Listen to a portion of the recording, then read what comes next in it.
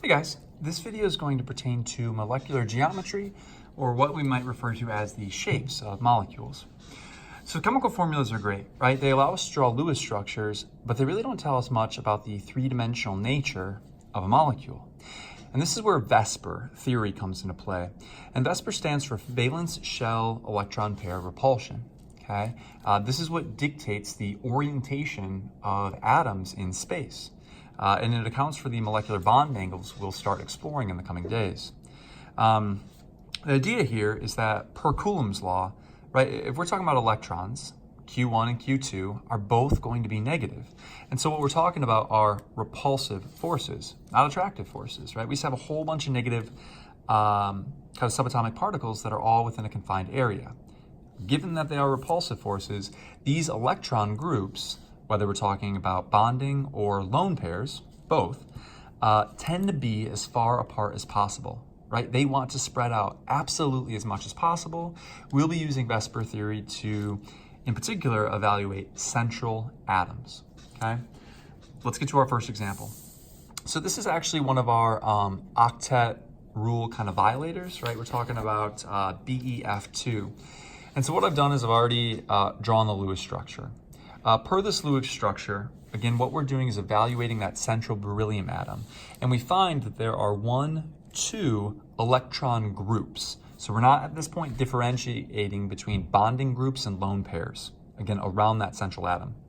Now, of the 2 electron groups, we do find that both of them are bonding groups, right? They are shared pairs of electrons. And we find that there's an absence of lone pairs. And so subsequently, we see 0 here for lone pairs. In order then to spread out these electrons, and ultimately I suppose the lone pairs around the peripheral fluorines there, we are going to adopt both a linear electron geometry. Again, the electron geometry is purely predicated on the number of electron groups, spreading those out as much as possible. It's the molecular geometry that really attends to the atoms involved. So it doesn't just take a look at electron groups, but rather gets at the orientation of these specific atoms attached to the central atom. Okay?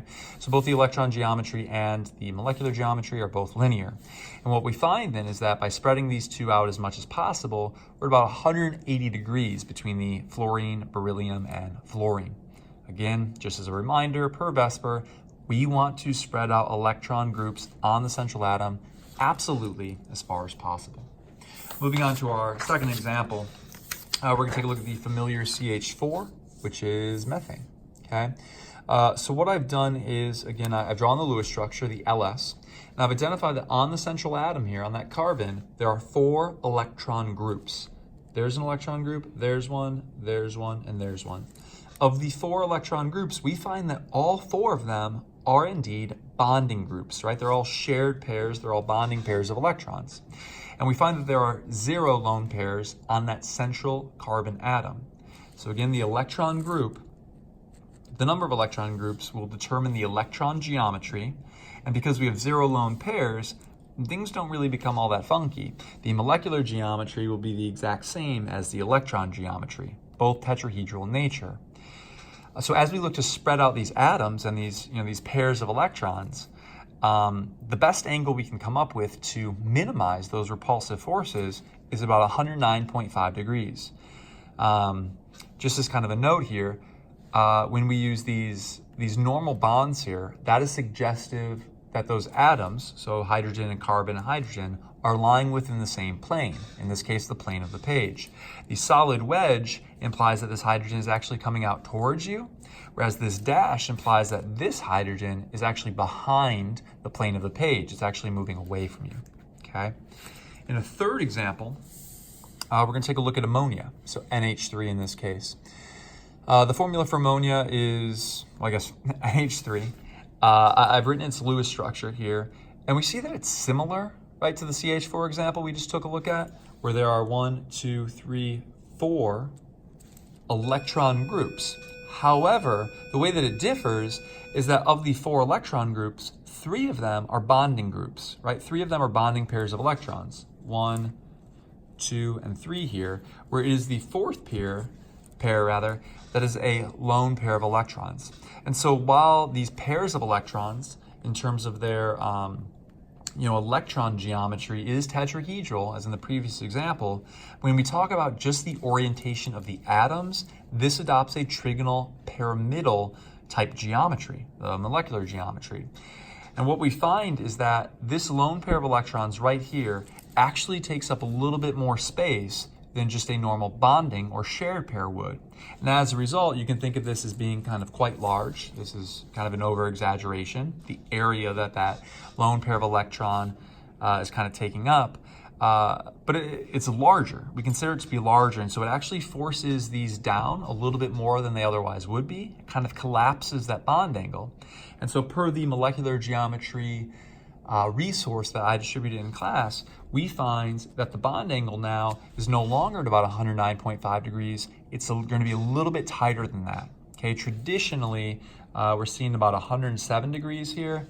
That being said, that's normally predicated on the specific atoms involved. Okay, but nonetheless, lower than 109.5 degrees because this lone pair takes up a disproportionate amount of space as opposed to the bonding pairs of electrons. Moving on to our fourth example, we find the familiar water molecule. So I've started off with a Lewis structure there. I've identified that there are 1, 2, 3, 4 pairs of electrons. Okay, so 4 electron groups around that central oxygen atom. Of the 4, we find that 2 of them are bonding groups, whereas another 2 of them are these lone pairs. And so again, while we have a tetrahedral arrangement of the electron pairs, in terms of the atoms, we find that we have a molecular geometry of bent. Okay, so again, lone pairs take up a disproportionate amount of space as compared to bonding or shared pairs. And as a result, this bond angle now is forced even tighter than 109.5, right? Or even tighter than that 107 we saw. Very often we're looking at, about 104.5 degrees, maybe 105 degrees. Again, really dependent on the atoms involved within the specific molecule, but nonetheless, we start to deviate from that 109.5 as these are forced closer together by the presence of now 2 lone pairs of electrons. Moving on to a fifth example, we start to look at, kind of some complicated molecules here where we're actually violating the octet in terms of having one of those expanded octets. In this case, with the SBr6, the sulfur hexabromide, I've drawn the Lewis structure. I've identified that there are indeed 6 electron groups around that sulfur atom. Okay, of these 6 electron groups, all 6 are bonding pairs. 0 of them are lone pairs. And so what we find is an octahedral arrangement in terms of our electron geometry. We also find the same as far as a molecular geometry. So this is how we would look to depict that. And this becomes kind of a little complicated. Imagine that we have, these 4 atoms here all lying within the plane of the page.